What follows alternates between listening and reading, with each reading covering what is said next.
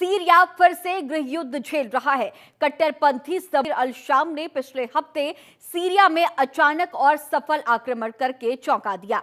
हयात तहरीर अल शाम या फिर एचटीएस लंबे समय से देश का सबसे मजबूत विद्रोही गुट माना जाता रहा है। इन विद्रोहियों ने 26 नवंबर को उत्तर और उत्तर पश्चिम के इलाकों में हमला किया। वहीं 29 और 30 नवंबर को वे शहर में घुस आए और सेना को खदेड़ दिया। अब एसटीएस के हजारों लड़ाकों ने एक प्रमुख शहर अलेप्पो पर कब्जा कर लिया है। वहीं विद्रोहियों पर रूस लगातार बम वर्षा कर रहा है और उनके ठिकानों को निशाना बना रहा है। आज इसी पर खास चर्चा करेंगे।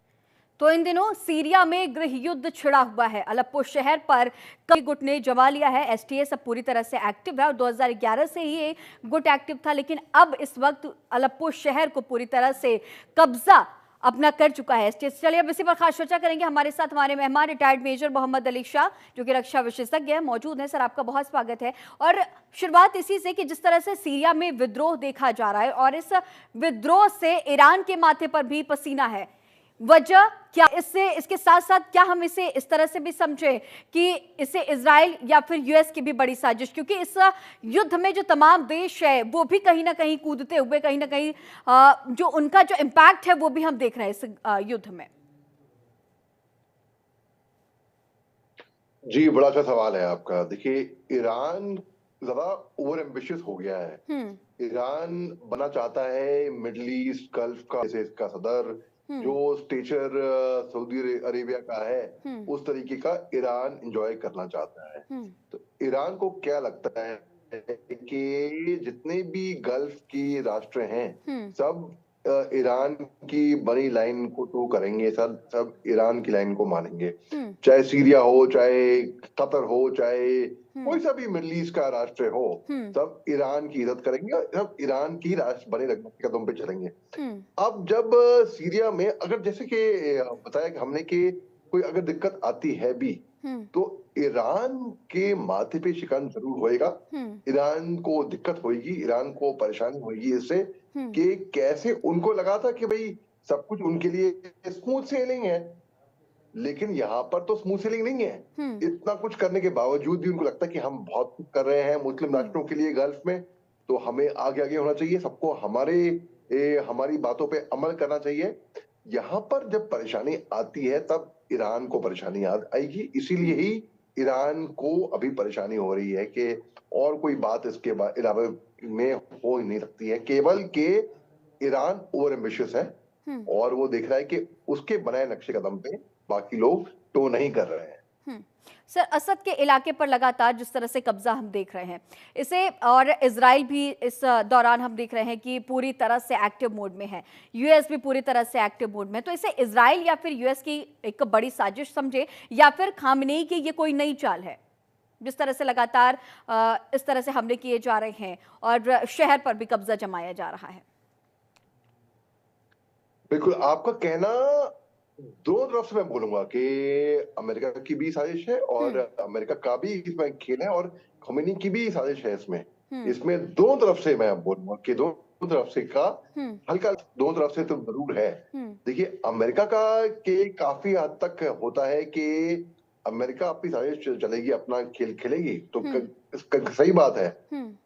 अयतुल्लाह khomeini का ऐसा मानना है कि भाई हम यहाँ के सुप्रीमो हैं, हम ईरान, जैसे आपको बताया कि ईरान यहाँ का नेता होगा, यहाँ का सदर होगा, और इसके पीछे khomeini की भी साजिश होगी और वो भी अपना षड्यंत्र चलेंगे और वो गिव अप तो नहीं करने वाले हैं। जी, तो मैं इसको ऐसे देख रहा हूँ। और सर, रशिया और टर्की की क्या कुछ भूमिका इस दौरान, क्योंकि ये देश भी पूरी तरह से एक्टिव मोड में नजर आ रहे हैं इस पूरे हमले के दौरान? जी, देखिए, रूस का क्या है कि रूस ने दोस्ती कर रखी है ईरान से, और रूस क्योंकि ये कहते हैं ना कि दुश्मन का दुश्मन दोस्त या दोस्त का दोस्त दुश्मन, उस तरह के दोस्त का दोस्त का दुश्मन दुश्मन, उस तरीके से तो दुश्मन का दुश्मन दोस्त। ईरान की बनती नहीं है अमेरिका से, रूस की बनती नहीं है अमेरिका से, तो ईरान और रूस यहाँ पर बने दोस्त। रूस खुद अभी जंग में है यूक्रेन के साथ, रूस के ऊपर खुद आफत आई भी है और वो आफत दे रहा है वो यूक्रेन को, लेकिन at the end of the day economy उनकी भी डाउन हो रही है। अब रूस अगर क्या वो अफोर्ड कर पाएगा बाकी मुल्कों को सपोर्ट करना?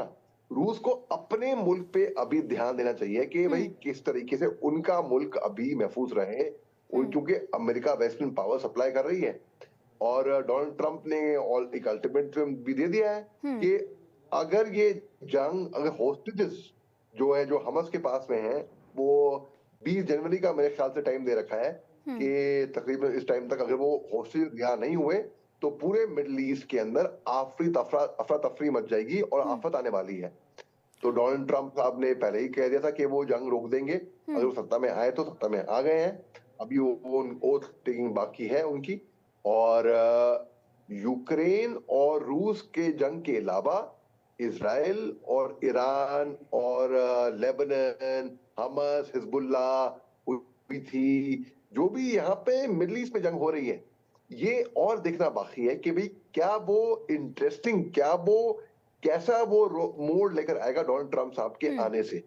लेकिन अब ये बात तो तय है कि अभी फिलहाल जो भी इन कुछ एक दिन बचे हुए हैं इनके पास, जो भी इनको करना है इनको अभी करना है, क्योंकि फिर एक बार डोनाल्ड ट्रंप साहब जब एक्शन में आ जाएंगे तो फिर बस वो एक्शन में आ जाएंगे, तो किसी को मजाल नहीं होनी चाहिए कि भाई वो उसके बाद फिर ये जंग को और आगे खींचे।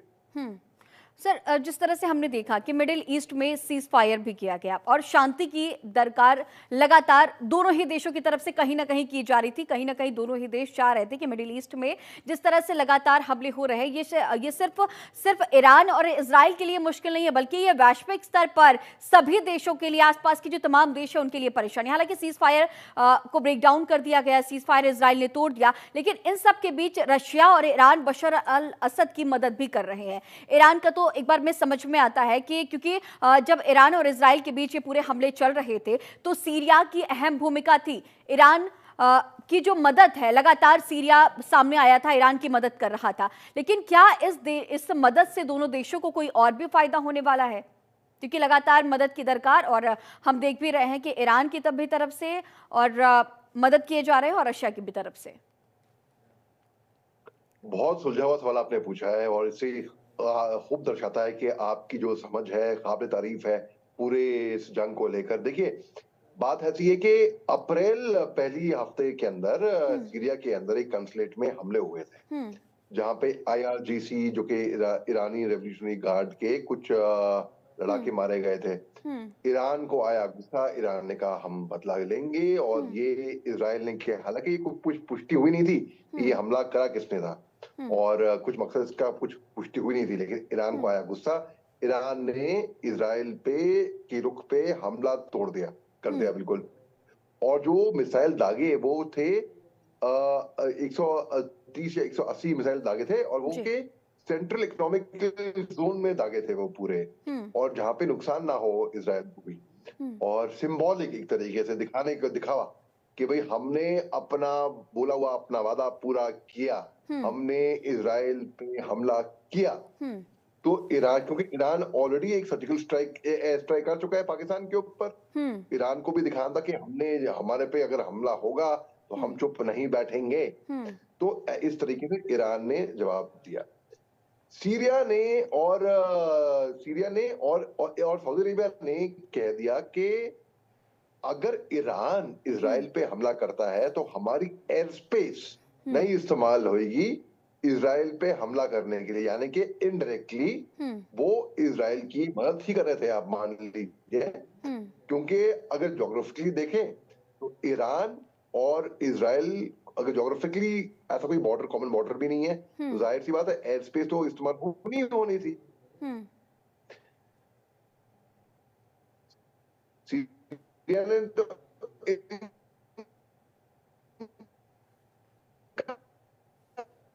कर दिया था कि उनकी एयर स्पेस इस्तेमाल नहीं होगी, कि भाई अगर ये जंग इसमें और भी अन्य राष्ट्र आ सकते हैं तो बाकी मुल्क भी आएंगे, तो खतरे की घंटी तो होगी ही होगी कि भाई ये जंग कहीं एक विश्व युद्ध की तरफ को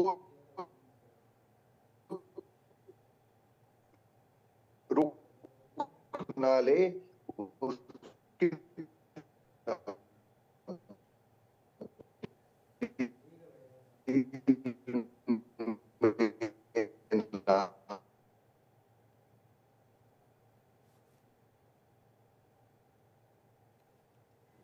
सर, एक और अहम सवाल है कि 2011 से,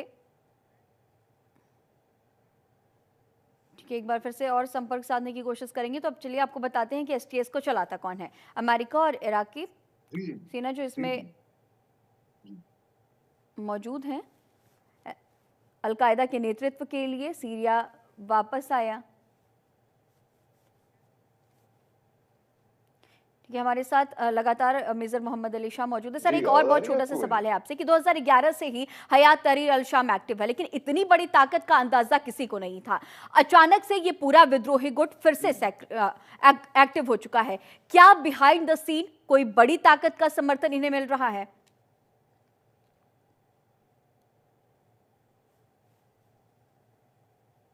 हाँ, और आपने इसमें तो जाहिर सी बात है कि देखिए बिना बाहरी ताकत के हम्म। कोई अंजाम नहीं दिया जा सकता। हम्म। कोई जरूर इसमें कोई बाहरी ताकतें होंगी इसमें जरूर। जैसे हम्म। कि आपको मैं एग्जांपल देता हूँ, मैं 7 अक्टूबर की जो घटना हुई थी, जो जी। कि इसराइल में जो हमस ने किया था। हम्म।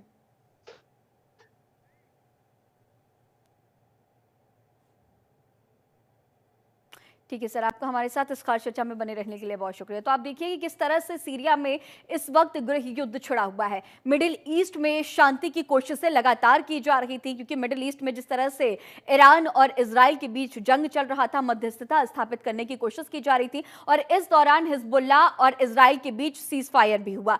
अमेरिका और फ्रांस ने अहम रोल भी अदा किया, लेकिन फिलहाल उसके बाद की जो स्थितियां हैं, कुछ ही घंटे के बाद इजराइल ने सीज फायर का उल्लंघन कर दिया और हमले किए गए। हिजबुल्लाह के तमाम जो ठिकाने हैं, जो रॉकेट लॉन्चर्स हैं, उस पर हमले किए गए। लेकिन अब एक और नया जंग सीरिया में भी गृह युद्ध छिड़ चुका है, और एचटीएस जो कि 2011 से ये विद्रोही गुट जो एक्टिव है, वो अब और भी ज्यादा एक्टिव मोड में नजर आ चुका है और अलेप्पो शहर पर कब्जा जमा लिया है। तो अब मिडिल ईस्ट में क्या आगे आने वाले दिनों में शांति की उम्मीद जिस तरह से वैश्विक स्तर पर तमाम देश कर रहे थे, क्या ये शांति हो पाएगी, या फिर ये जो युद्ध है वो और भी बड़ा रुख अपनाता हुआ नजर आएगा?